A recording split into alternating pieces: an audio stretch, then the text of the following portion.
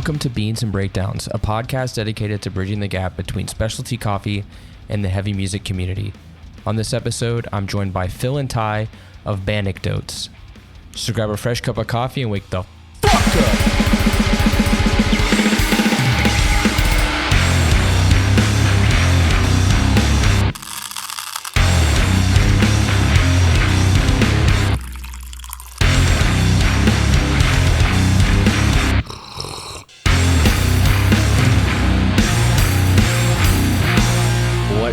Caffeinated crew. On this episode, I'm joined by the fine fellows Phill and Ty of Bandecdotes. What's going on? We're filming a podcast with Grayson Carpenter from Bruiserweight. What is happening now? there's inception levels of podcasting. Honestly, actually, Chubb used that joke on us and it was so funny, so I had to bust it back out. How's your summer? Oh, we're wrapping up the summer, but how's it been going? Good. I got engaged. Congrats. Thank you very much. Marriage is sick. Yeah, I'm thinking so. We'll see. Yeah, no, summer's been great, actually. I did get to visit back home and see Tyler and his newly fiance, although they weren't engaged at the time. It's because of me they got engaged. It was 100% because of me. I bought the ring for them. So you'll never hear the end of that, Ty. That will I guess I owe him a lot, you know? Until you die. That's what you... I know it's a little late in the evening, but are we doing some coffee right now? Some decaf? I'm hitting some straight water. Oh. Yeah. Is it fancy? I drink a lot of coffee. Phill, do you have coffee? I had one. I actually left it out in the garage. I just finished up an iced coffee. Yeah. Nice. I have coffee because I'm a psychopath. So I'm drinking. I roasted this coffee. It's from Balance. Okay. Which is the coffee roaster I just finished working at on Friday. Which is a whole other story. But this is our special one called Tabi. Very sick. So you do this. Is that what you do outside of podcasting and playing music? Oh, okay. I did until Friday. Friday was my last day. Oh, shoot. So no, it's on good terms. Okay. Just breakdowns from here on out. Just literally. No more beans. No more beans. It's just called in breakdowns. Or just no more beans. Just not beans. Just not beans is good. No, not beans. Yeah, I like that. No, I get to add two more letters to the acronym. So. You know, the funny thing about coffee is like I started drinking it far late in life, and I always found myself to just be like a one coffee guy in the morning, during the weekday, and then on weekends I do have 2 cups a day, which is my late afternoon iced coffee is something I'll grab with my wife. But I actually, and this is pretty taboo, especially because I'm speaking to a coffee connoisseur, but I really go towards the flavored stuff. I'm a huge fan of like the flavored stuff, which I know I talk to a lot of coffee people, and that I know that's not the choice that people go for. So the coffee is flavored, like you do like flavor blasted Doritos coffee? like the caramel, like hazelnut, like the vanilla biscotti. Yeah, flavor blasted. You got it. Yeah, Doritos. They should make a Doritos coffee if they haven't already. They should not. No, they should. They absolutely should not do that. That is not anything anyone's ever said. What you're saying, Phill, is you don't like the taste of coffee. No, listen, I don't like to yug people's yums. Okay.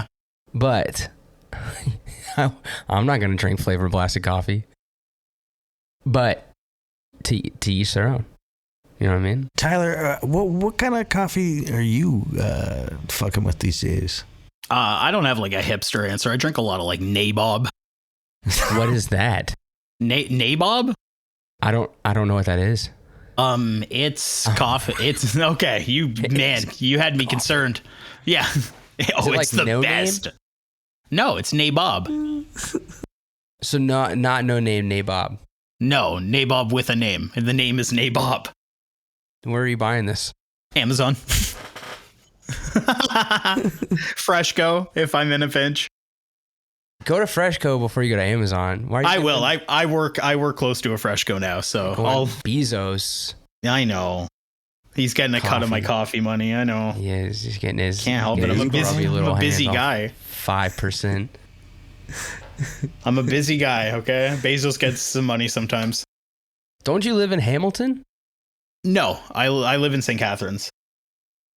Oh, I mean, well, you got good coffee around there. You got Black Sheep in Welland. Black Sheep's pretty dope. Yeah. And there's a really good one in Port Dalhousie. What's the one in Port, Tyler?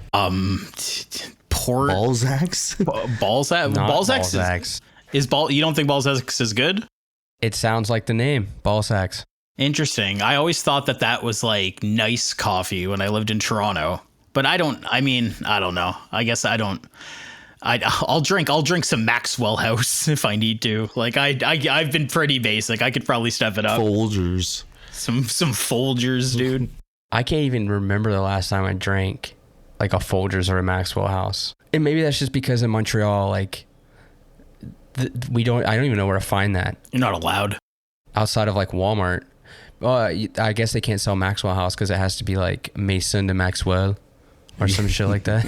Right. You know, or now else that you I go to think jail. about it, the last time I was in Montreal, I had myself a really good coffee at this random coffee shop that Nick and I just popped into.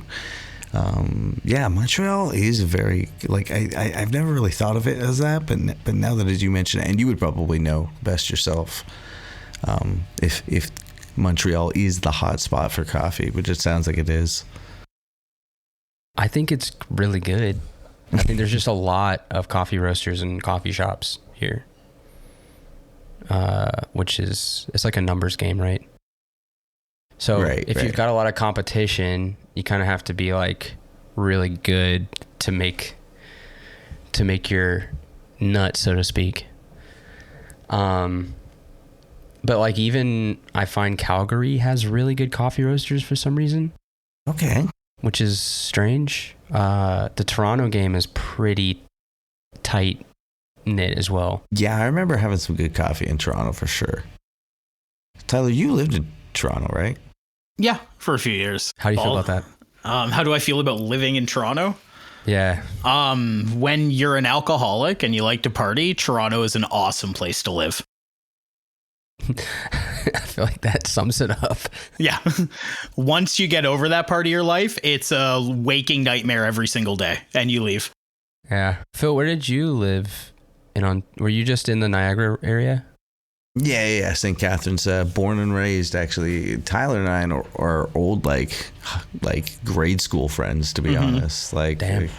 I think I met Tyler when I was in grade 3 and he was in grade 5. Yeah. No real moment sticks out as to when I met him specifically, but I think we were on the same bus. So you know, it goes back real far, and it's crazy that we do this whole thing because I mean, I've said it many a times on Bandecdotes, but like Tyler is the guy who got me into like heavier music. Like I used to set up a tent in my backyard, and we would just like any kid, you know, sleep out there and then sneak out and do whatever. But there was definitely times where I brought like a boombox out there, and one time specifically, I don't know if you remember this, Tyler, but you brought over Unearth, you brought over Fall of Troy, and like Doppelgangers by Fall of Troy, and Gutter Phenomenon by Every Time I Die, and like you were like, listen to these bands. Yeah, those are good records. I definitely owned all 3 of those, so that sounds right. I distinctly remember owning all 3 of those CDs. So. And yeah, no, Tyler really helped me get into some of that underground stuff, and him and I have gone through some interesting, like you know, he just finished talking about when he lived in Toronto, which I don't even think was a part of we didn't talk at that point. We've gone through some interesting parts, but it's funny to see us both back here doing the music thing because that's what we're, above all, most passionate about. We weren't not talking necessarily. Like, we didn't make the choice to not talk. We had just sort of fallen out of speaking with each other. Right. Like, just kind of a natural. There was no beef. Yeah. That's what I'm trying to clarify. We didn't hate each other for a period of time. Y'all had a huge fight. I wrote a diss track. Yeah, he ruined my marriage. It made Ty move to Toronto and become an alcoholic. Yeah. And he was hanging out with Drake for like a year. Yeah, we don't talk about those days. Yeah, we don't talk about Drake either. My life got destroyed. I wasted 8 years of my life. Water under the bridge, right? Wow, that's wild times. I wonder if that's how I'll look back on Montreal. I wonder if that's what it will become. Because I'm coming up on 8 years here, so maybe that'll be a pack it up, move back to Savannah. So Savannah. So how did you find yourself in Montreal? How did you end it? Why was that my wife's job? It just pushes up here. Yeah. Interesting. Yep. In 2018. So you've only been in Canada for 7 years, eh? Yeah, and 2 of those don't count. Right. Because we couldn't go anywhere. Oh. During the COVID times. Yeah, we had the longest lockdown in the world, I think. Like globally. Yeah, Montreal specifically. Yeah, you guys were pretty harsh with some of those laws and restrictions for sure. And you guys had a wild, correct me if I'm wrong, and maybe you were even there. Wasn't there this bonkers underneath a bridge hardcore show that kind of celebrated the first kind of back from COVID kind of? That was what it was. It was Hardcore Returns to Montreal was the name of it, I think. And it was Desecrate, Category 514. Nice. And then 2 other bands. Instep, which I don't even think played another show. And another band that I think was called Private Hell. That was more like a Oasis inspired indie rock band. But the Category 514, I remember I crowd killed somebody and they tried to fight me, and it didn't end well, but it was fun. You're not in a venue setting. You're under a bridge, motherfucker. There's no rules. Dude, we don't have security. We don't call security. All right, we settle it here. All right. So, but it was that was a lot of fun because it was a big spread of different people. I think a lot of people might have found the scene from that show, and then that kind of started off everything that happened after that. Nice. That was in 2022. So wow. Yeah, we had been locked down for a solid 2 years. But that's insane. When did you move to Fredericton? So I moved to Fredericton in 2023. At the end of 2023, it was about December. So I've only been out here for just shy of 2 years. Actually, we're coming up on 2 years in this December. And a lot of it had to do with, Haley, my wife and I were going through some changes in our life. I'll be transparent. I lost my mom and she lost her brother in the matter of a month. And we kind of looked at ourselves and the housing crisis. And first of all, we decided we wanted to have a kid. We're let's get some more people up in here. We're losing some people. We're dropping. So let's get some more people in this here. And her parents were well, let's look at another place in the country to potentially raise your kid. And we looked everywhere, honestly. And I always suggested out east because, similar to what you said, when you travel with a band, you almost immediately get the sense of the people in the crowd. And I always loved East Coast, specifically like even New Brunswick. I always thought New Brunswick was a great time. Hellbent has had some really good times in St. John previously, and yeah, I mentioned the East Coast. We kind of looked at it, and it was financially in the books to make it happen. And I guess long story short, here we are. Nice. And you have a kid now. I do have a kid now. He's sleeping above me, and that's why I'm sort of whispering into this mic. I like listening to the YouTube videos because I know that you usually record them after your son is asleep, and you have like the ASMR Bob Ross voice. There was this moment in time before he moved where he was straight whispering and like just trying to even balance out the audio. We finally got comments eventually where people were like, yo, why is that one dude whispering? Like, what is going on? Like, they just didn't have the context for it at all. So yeah, he typically records out in the garage now, so now he can get a little more boisterous. But But it's funny because you mentioned that the platform that we are recording in. I'm not going to mention their names because we're not giving them sponsors. We're not giving them any airtime or ad time.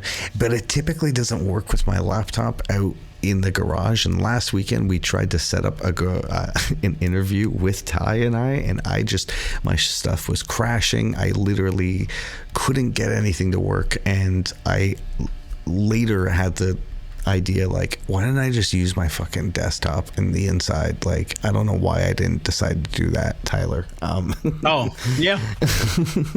But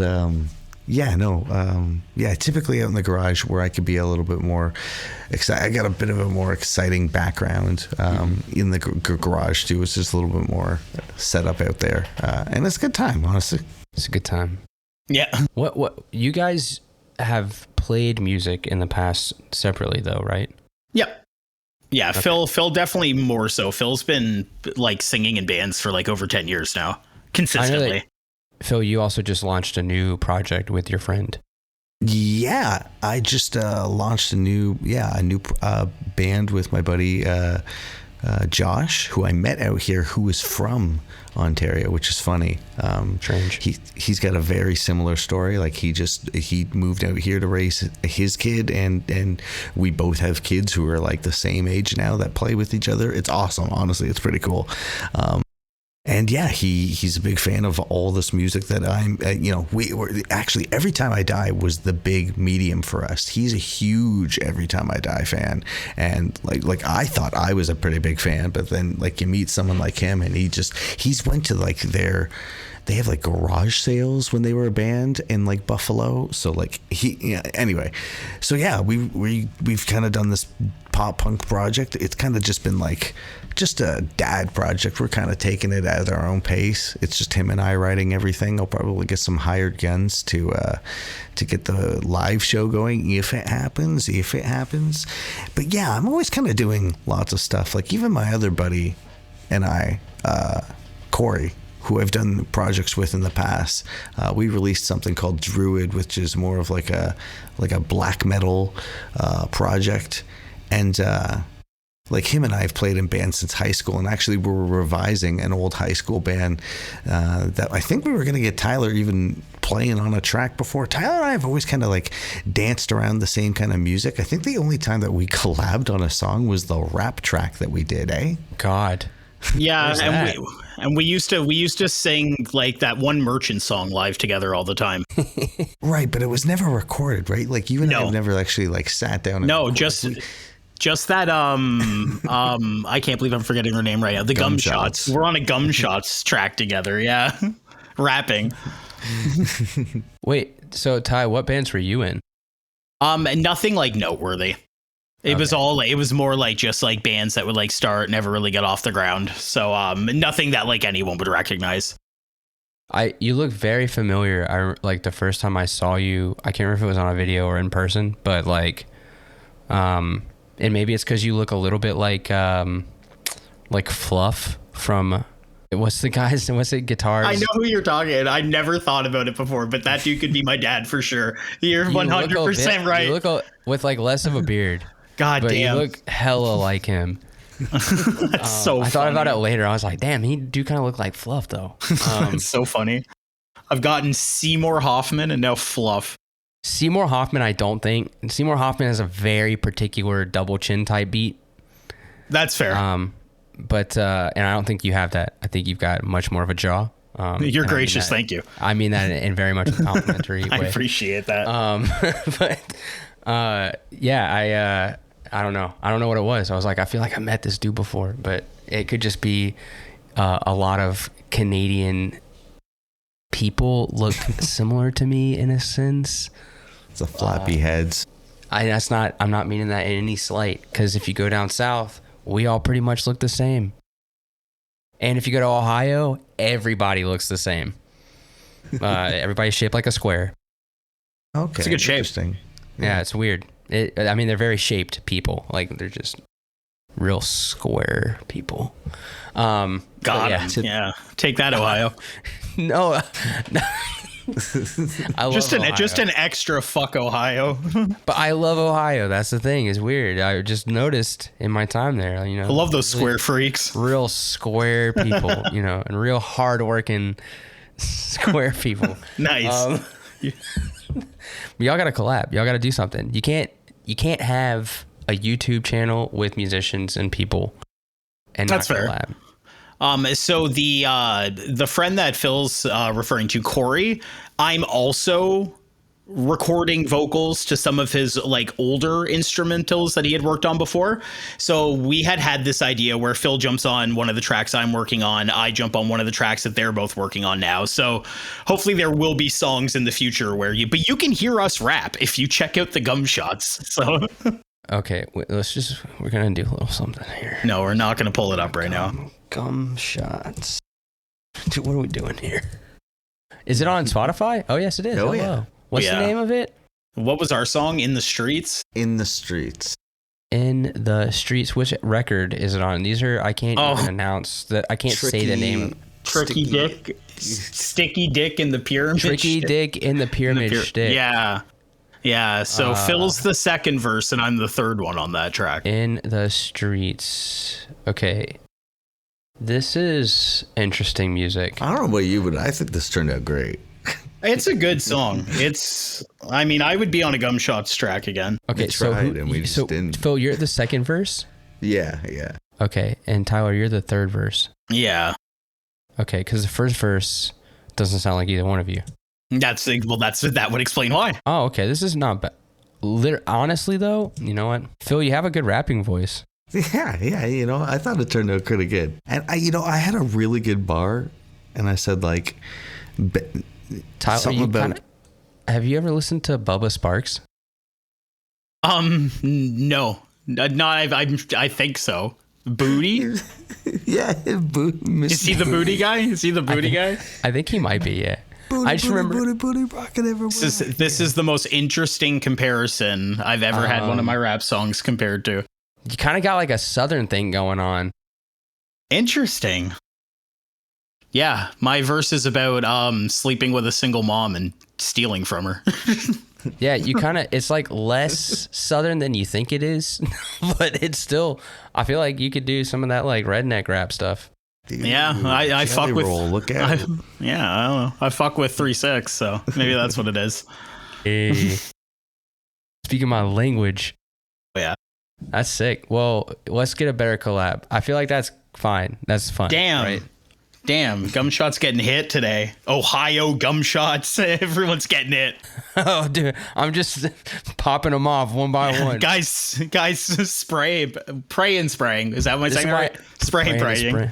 This is why I usually do them in the morning, because I'm not awake enough. I'm not cognizant enough to be like just racking on people. The Gumshots are from Ontario. St. Catharines, yeah. Yeah. Okay, yeah. See what it is. It's fine. It's the guys in Chubb. They come up a lot in our life. Okay, good. Like, I feel like a bunch of white dudes in a rap group is just not ever the good idea. It can be. And what? I mean, name one. How many are we talking? Beastie Boys. That's 3. Okay. So any more than 3, it becomes a bad idea. That you might actually be onto something with that. Any like more the than rule of 3 threes. white guys in one rap group, that can't be good news. It's like the rule of threes. Because more than 3 white people in a rap group or doing something rap related. In any room, really. And that's what I'm saying. What's happening in that room? Yeah.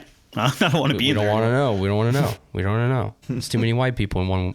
No, but I think there is some logic to that. I think any rap group that has more than 3 white guys specifically, you should probably avoid that rap group. That's like the Black Eyed Peas, right? The Black Eyed Peas only had 1 white person in the group. They were very multicultural. And they were great. Yeah. Hits. You can't deny. Listen, the number of hits. Okay, we can't use that argument. We can't use that argument. You can hate on them all you want, but if I pull up a playlist of Black Eyed Peas songs, I guarantee you know 80% of it. Of course I know 80% of it. Exactly. Fergie, Laura. her solo stuff was so good. Okay, everyone needs to calm down. That's not the road I was going crazy. down. Have you seen the video of her singing the national anthem? What's amazing, yo, she is a meme machine. She's the funniest person on the planet. Her and cocaine is the best combination on earth. It's almost as good as Mariah Carey. Like, people don't understand what Mariah Carey's doing, right? Because like kids weren't around for our first wave of Mariah Carey, but we all know. Anyone over the age of 30 knows what Mariah Carey's up to because she's just a diva. But if you watch a new Mariah Carey video, you're like, why is this woman not doing anything but singing? Yeah, 4th wave Mariah Carey just doesn't hit. No. There's always a second waver. Yeah, my mom's age Mariah Carey just doesn't work, right? Yeah, right. You got to be on that first, second wave. I don't know if it's a hot take, but when any vocalist does that just super high squeaky like I think it's just annoying and stupid. But she is the first one. There you go. Congrats, Mariah. You know what? I take it back. Anyone other than Mariah, like Ariana Grande, take some lessons. You know, learn from Mariah. You're doing too much. Okay. Mariah does the bare minimum. That's true. She's always laying down. That's what I'm saying. She's got it down to a science. Right? Yeah, that's true. She just lays down in her music videos. She doesn't have to do anything. Her background dancers are just going to 11 and she's just like half doing the moves. Like she's like, it's like if you watch like a bunch of those new Bruce Willis movies that come straight to Netflix, he's always sitting down. Like he's never standing up ever. Like he's just always his muscles sitting. Don't work. That's so funny. It's like, I'm only gonna be in your movie if I can sit down 90% of the time. We shoot it in one day. He's got like that debilitating disease now. Bruce? Brucey? Yeah, Bruce Willis can't even speak now. Are you familiar with this, Ty? Clearly not. I wouldn't be making fun of him if I knew that. This is why I think that you may not be privy because for the past like 10 years almost. Yeah. And if I'm not mistaken, these movies that you're talking about, he's not even acting in. They're just AI. I know that there are AI Bruce Willis movies. I am aware of that. Okay. The Bruce Willis zeitgeist. It's, he sold his rights. Yeah. I mean, yeah. Was because he got diagnosed frontotemporal dementia. Ooh. So he's been declining. They announced it in 2022, but he's had it before. Like is it possible that tempo means temporary and he will be okay? No, it's frontotemporal. So it's sorry, I'm making a bad joke. Brain. I'm making a bad joke. That's not good. I'm sorry. It's rare. It's a rare form because I'm not gonna say that. That's rude. But yeah, apparently it's worsening. It's not good. It sucks. So positive vibes to the Willis family. For sure. But you better believe he's gonna die hard. So. God damn. I had to do it. To him. It's good. It's good. So what implored you guys to be like, you know what? I got a lot of hot takes about music. I'm going to put them all on YouTube. I think it started me doing podcasting just because I wanted to get some of the like local stuff that was happening in the scene down. I wanted to kind of like just capture a lot of it that was happening, all the bands that were happening. I wanted to give them a platform. I wanted to make them feel special, because growing up when I was in high school bands, I never really had that opportunity. I was never really given that opportunity to feel cool. So I wanted to do that for younger bands coming up. And then eventually I had to switch the format. I had to move out of that place, and then it became a YouTube channel. And then Tyler and I had always spoke, and I think I was just like, Tyler, he was like, him and I, he talked about doing a YouTube channel, and I was just like, why don't you just join mine? Like, yeah, there's no reason that you can't. Like, yeah, I remember the idea started because you were winding down. Phill did the channel for a few years before I joined, and he would just like interview like bands in person, like at his house, and he interviewed me for a rap project that I don't want to bring up. And we're never digging into it. And so I sent him a message one day when he sent out a message being like, should I even continue doing this? Like, does anyone care? And he got like a pretty good response. So around that time, I had sent him a message and I said, hey, we should just debate what the best Alexis on Fire record is. Because I think everyone thinks it's Watch Out, but I think it might be Crisis. I think we both agreed that it was Watch Out by the end of the video, but it is. But that's kind of how it started. And then that just sort of morphed into us doing it together. And I had never done any video editing or anything like that. So like, we filmed a reaction to like Single Wound, I think was the first one. And I just learned to edit by making that video. So from there, we've just been grinding this out for the like last 2.5 years, and we're experimenting with different formats, and we're trying to expand things a little bit more globally for our own sake and gaining a larger audience, but also if we get more eyes on us when we shine light on local bands, it's a bigger audience that we put them in front of as well. And we definitely love the idea of like being able to take these bands that would never expect to have like a full fleshed out, highly edited reaction video to one of their music videos, right? Like we don't only do like stuff that will drive big traffic for us. We like to like give local bands almost like a rock star feeling by being like, oh shit, like these guys like made a video about our song and like turned it into like a comedy video or however you want to look at our stuff. That's what I really liked, the releases that you guys, like the Canada releases and stuff like that, because I think that's where I first learned about the channel, honestly. But I also have been liking the reacting to Japanese metal. Yeah, that was a great saga for us. That was really fun. Yeah, it's not normal for us. Yeah, well, and that was a decision we made where we were like, let's just let our audience tell us what to watch. Like, instead of trying to come in and being like, we understand this and we're going to educate you guys on music, we kind of like, we're like, it'd be more fun for us and probably for people watching us if they're showing us stuff and seeing how we react versus us trying to show you stuff as a viewer. So we're experimenting. We're going to like down the road, we're going to be doing videos that are more like fun, I think, that are like doing like kind of broader topics, like maybe some video game soundtracks and stuff like that. So yeah, big stuff coming. Keep an eye out. Yeah. That's great. What's the comment that you've gotten where you're like, whoa, fuck this? We did a react to a Ben. What was it? It was a Tom McDonald song. Tom McDonald and Ben Shapiro, and we got eaten alive by conservatives. They were so angry at us, dude. It was, and I expected it, but it got like to the point where like both of our phones were just like every like 1 to 2 minutes being like, kill yourself, or sorry, I can't say that. Every like 1 to 2 minutes, people would be like, you suck, we hate you, end yourself, like all of it. Like it was just nonstop. So we eventually just like had to turn off the comments, and it was like, maybe we'll just stay away from Tom McDonald's scary fan base. But yeah, we typically our comments are like, it's pretty So one of the lessons I learned that I guess I wouldn't have expected when we started a YouTube channel was I thought that like people would like gravitate towards like you like making fun of stuff. You know what I mean? Like kind of the type of stuff I like to watch.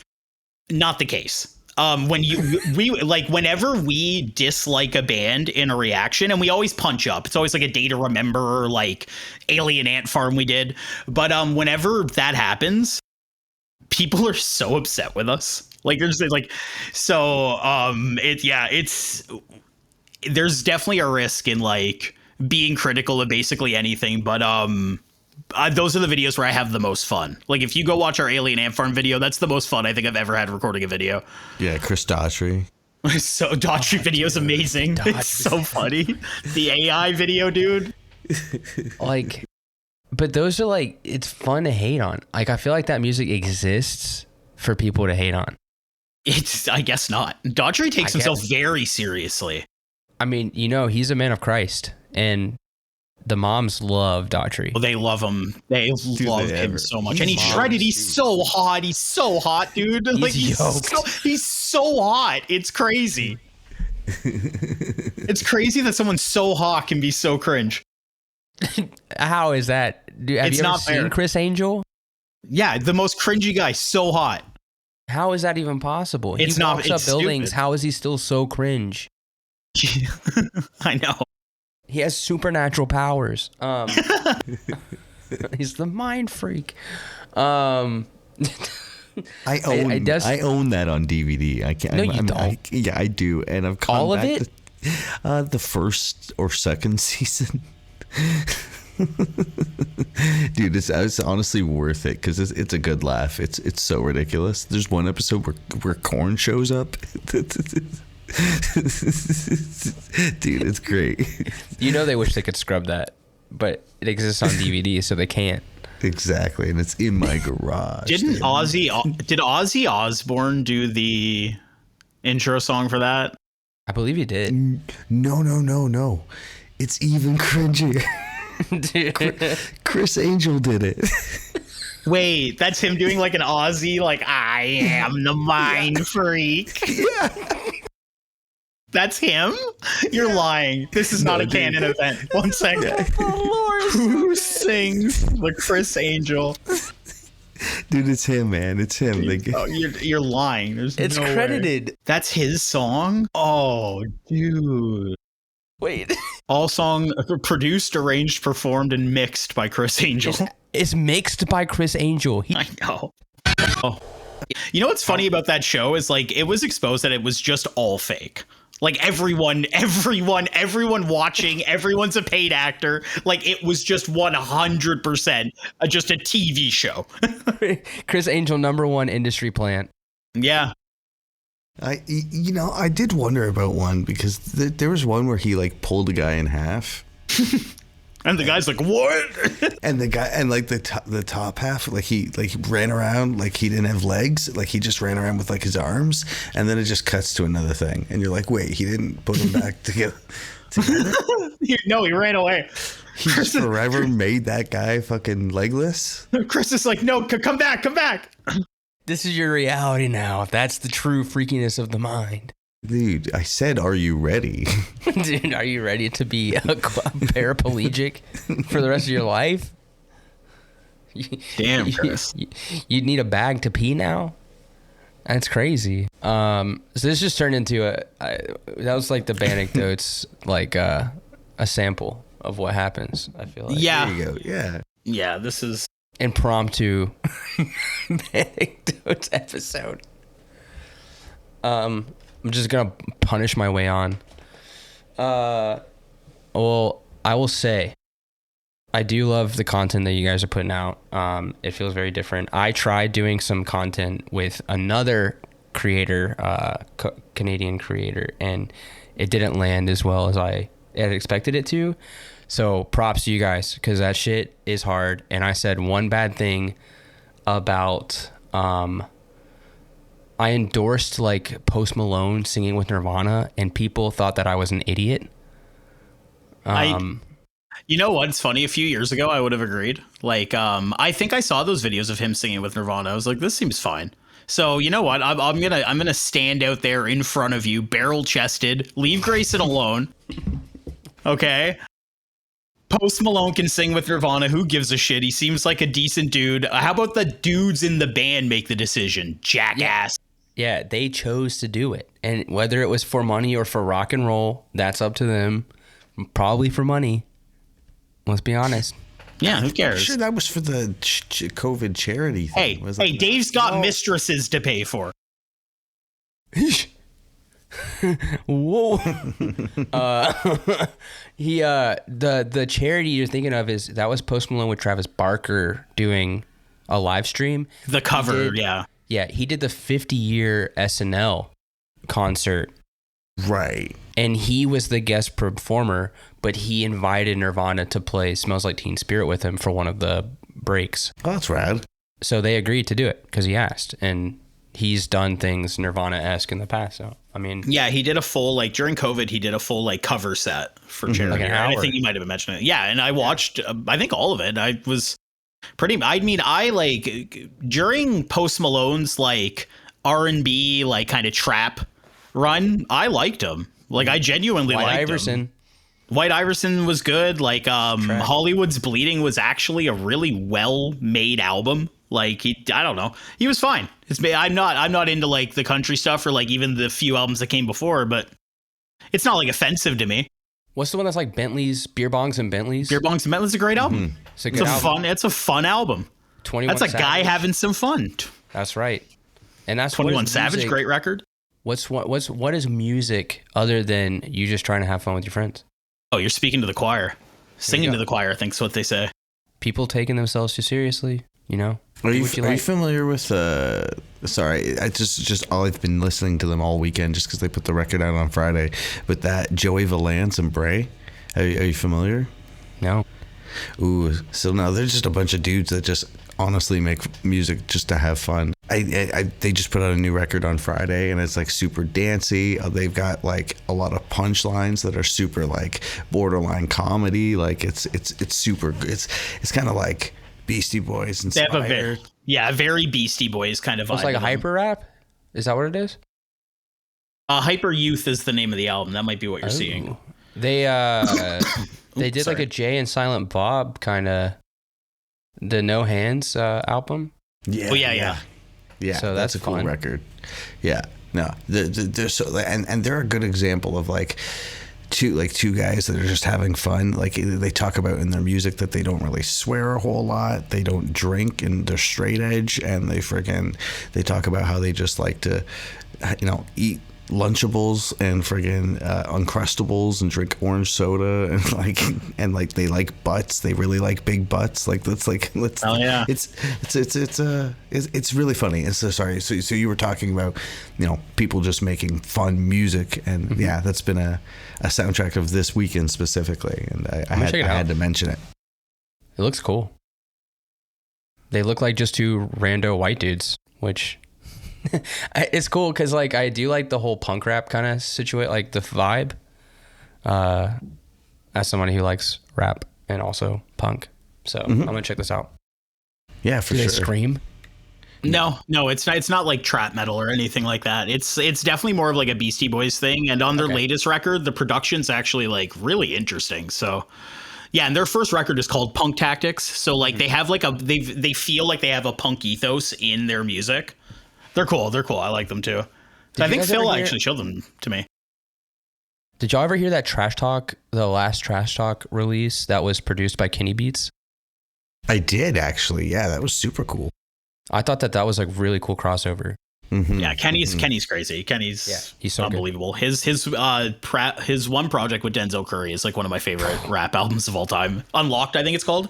Yeah, I got to see a bit of Denzel Curry set at Outbreak in 2020. Oh, I wanted to go to that Outbreak. I was willing to travel and I couldn't make it. It was sick. I didn't watch all of it because the crowd was a little wild, but yeah, I mean, that was super cool. Getting to see Denzel Curry play to a mostly hardcore crowd. Yeah, he translates well to a hardcore crowd. Of course. Yeah, Kings of Mischievous South, Part 2, I think he put out last year. It was like one of my fucking favorite records that came out last year. Yeah, so good. He's one of the best in the game right now. He's an incredible dude, and he has such a versatile discography at this point. Mm-hmm. So I have a fun question to I guess heavy music YouTubers. What is the greatest hardcore record from Canada ever released? Wow. There's a right answer. Oh, I don't like that. No, I feel like I'm being No, I'm just kidding. It's a hard question because I'm between like at least 2 or 3.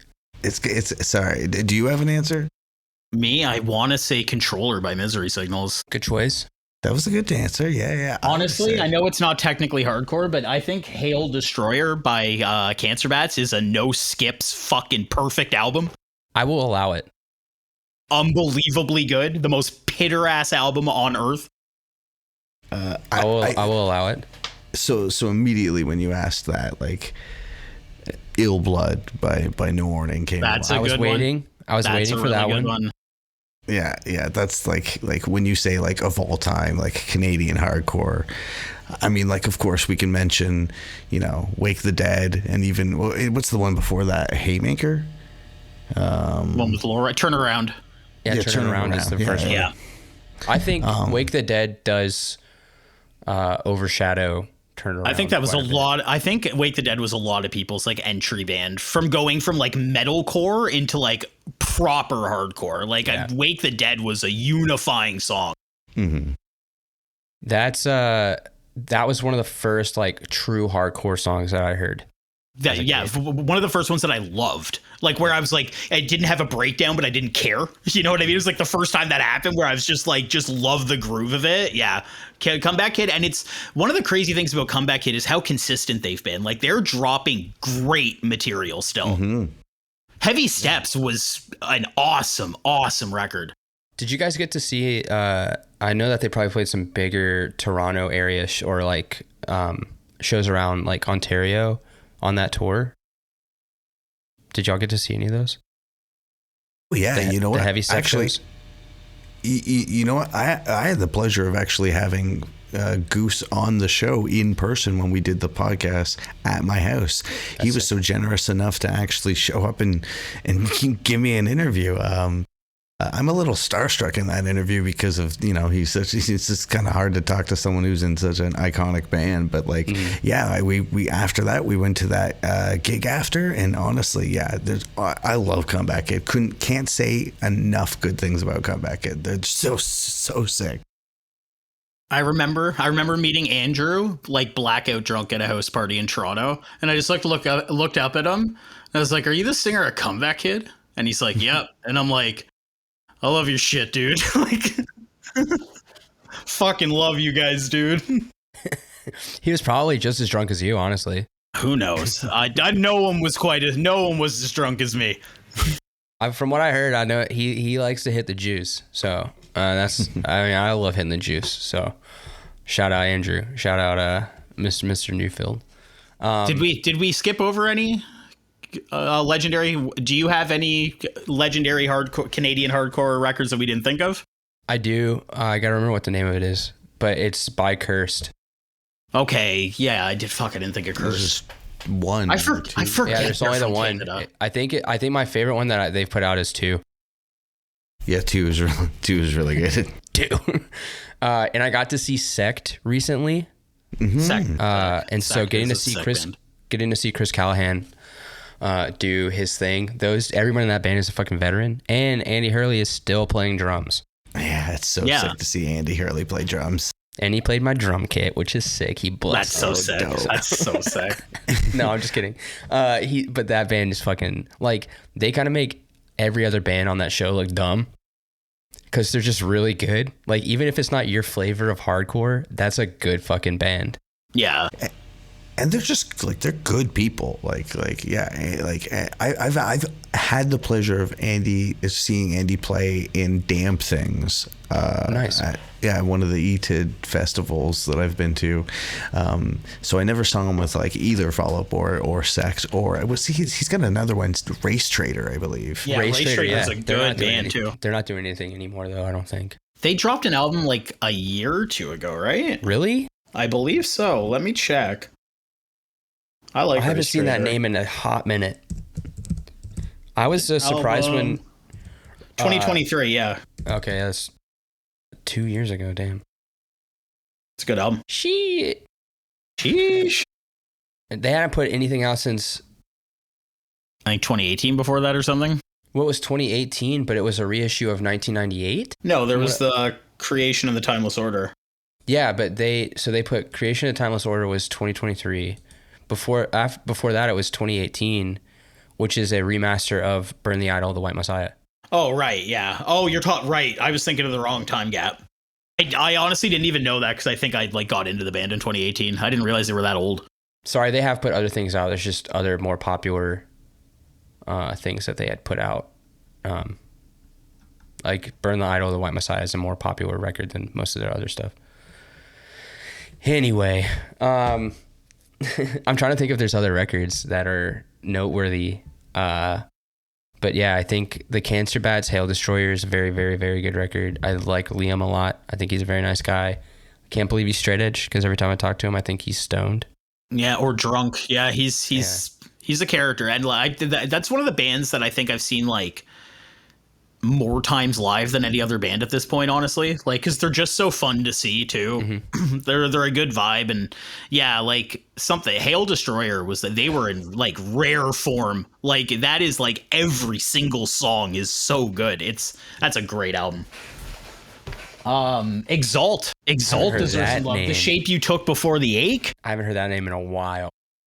Yeah, Exalt definitely deserves some love. That was a special band. I love, Phil, that you said Ill Blood. I think that as somebody who has moved to Canada, it impresses me even more. Like I've seen No Warning live. I got to see them at Hold Your Ground the second year. Mm-hmm.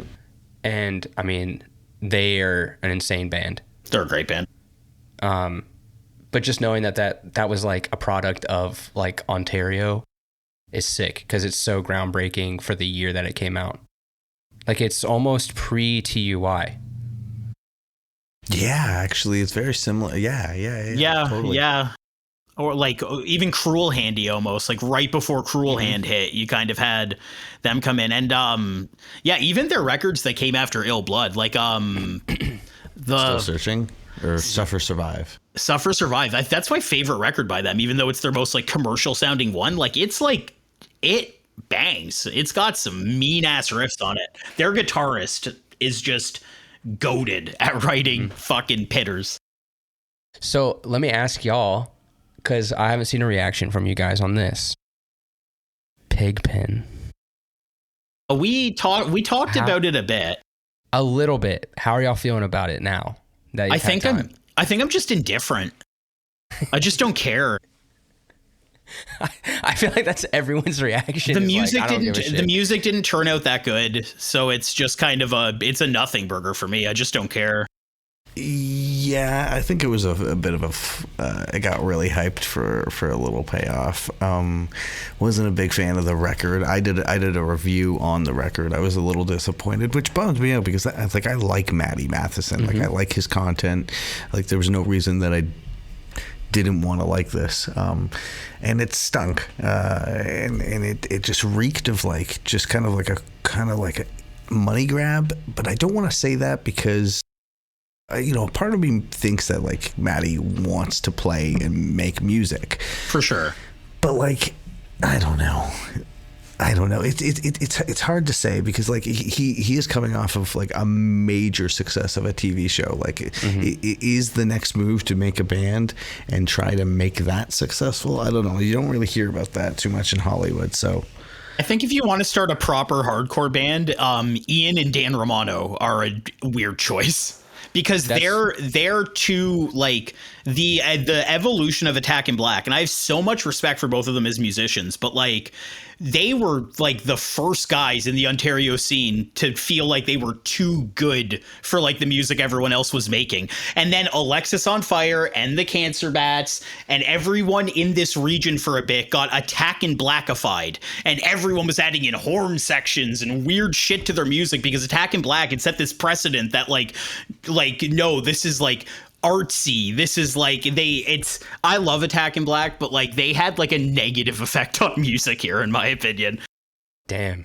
Yeah, that's probably a scorching take, quite frankly. I'm loving this. I'm loving this episode because I love it when people are not afraid to just be like, this is what I think. I love that shit. I mean, I respect them, and I think the Monk record that they wrote on with Frank was really cool, and I like Frank, but even Monk got better when Frank started writing with his actual band. They have actual like beatdown parts now and stuff. You know what I mean? Like it's like Ian and Dan Romano are good at what they do. They write good folky punk music.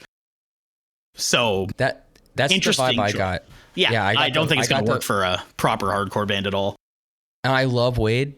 I love Wade is who I was excited for.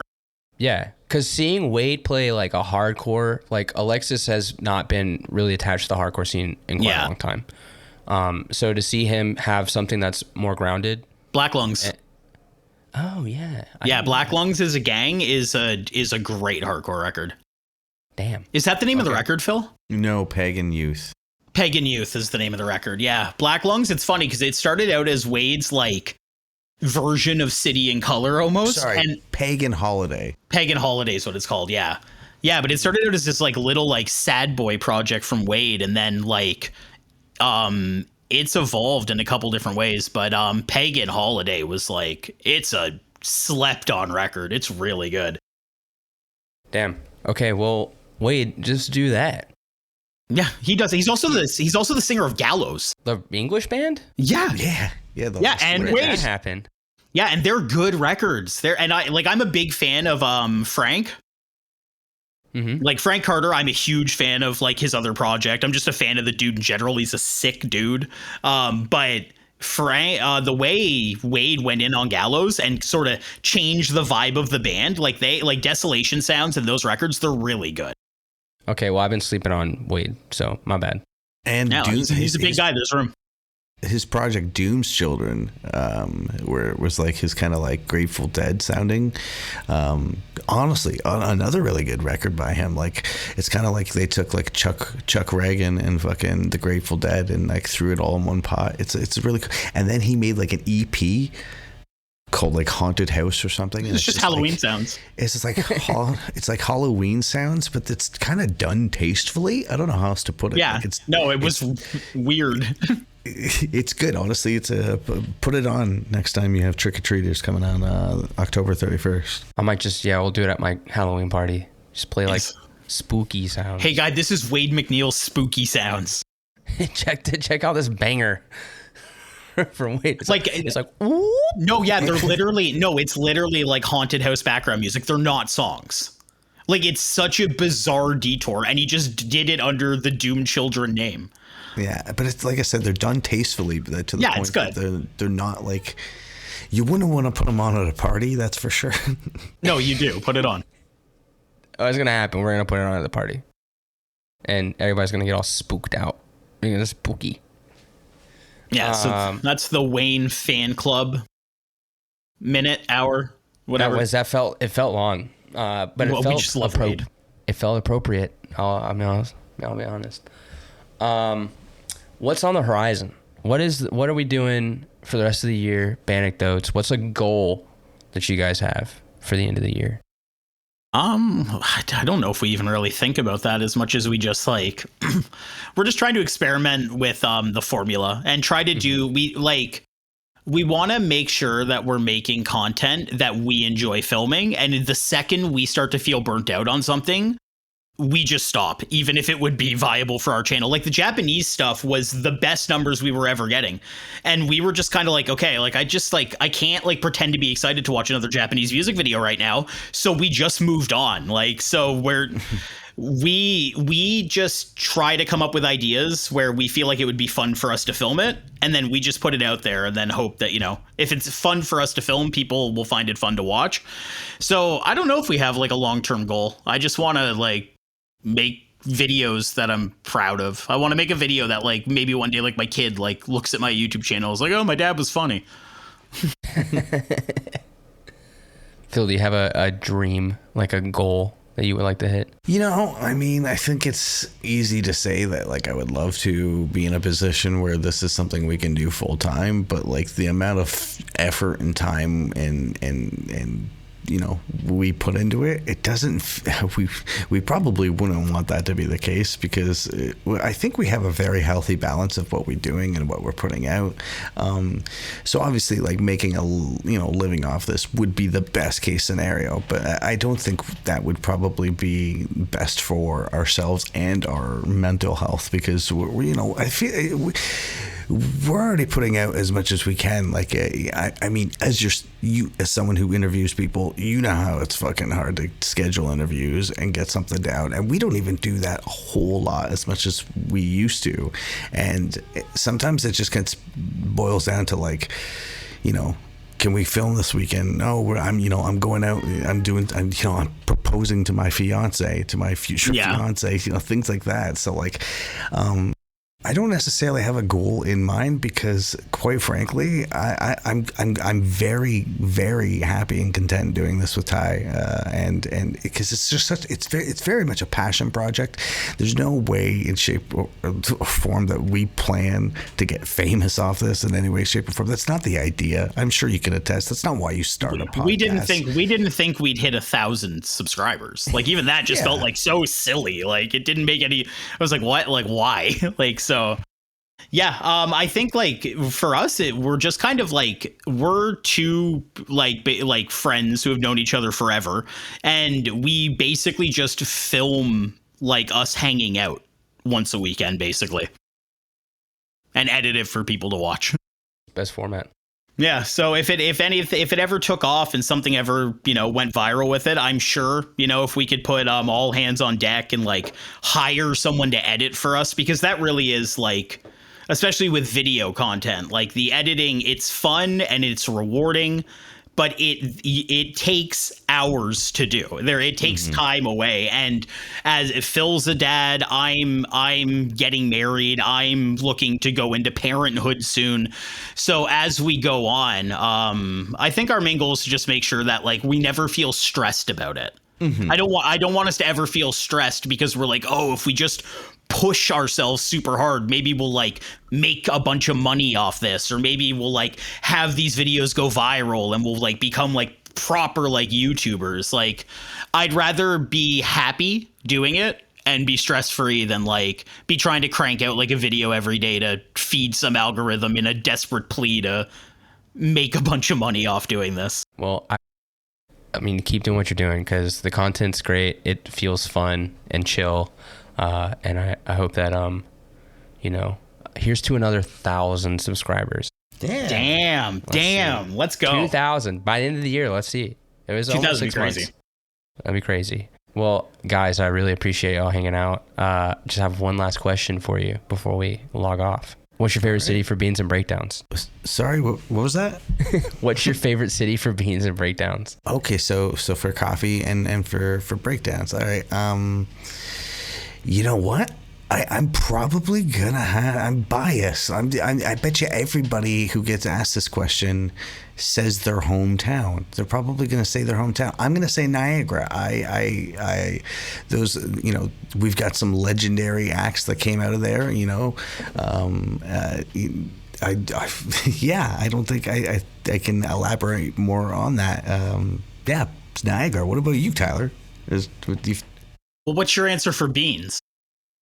Well, see, I'm not so much. I think, you know, like, I would have said Niagara as well, but only because, you know, it's just because where I get. Yeah, not a very good answer for that, I suppose. No, there's good stuff in Niagara for beans. Best beans. The ethically sourced beans at Nabob. I don't. Who is Nabob?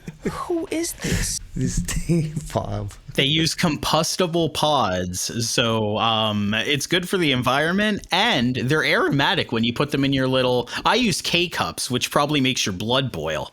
And I have seen okay, I know Nabob. where I'm trying to think, where's the best? What city have I had my best cup of coffee in? Probably Toronto. Trying like little places in Toronto. I've had some pretty banging iced coffees there at like little places and stuff. Best breakdowns is a crazy question. How do I quantify that? Because like now we're not even talking about music. Now we're talking about a certain section of songs.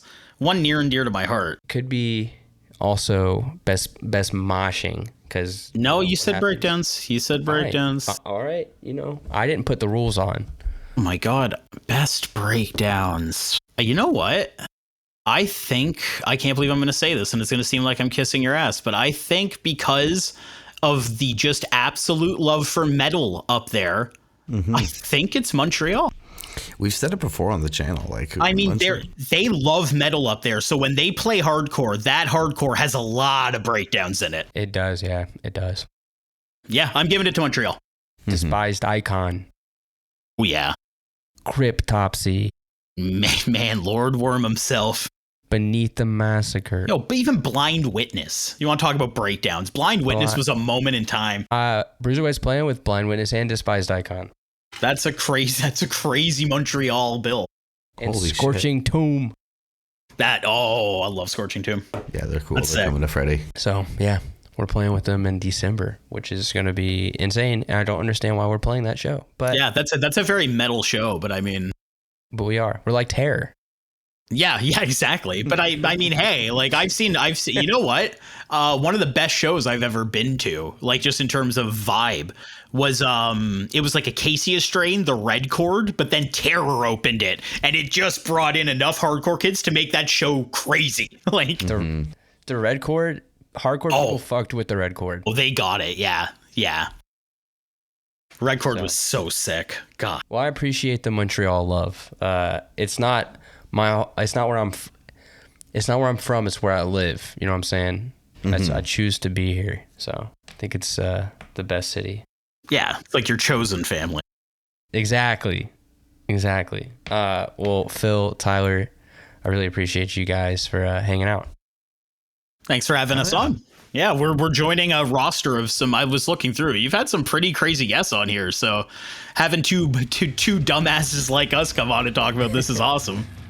Y'all joining the alums. I love it.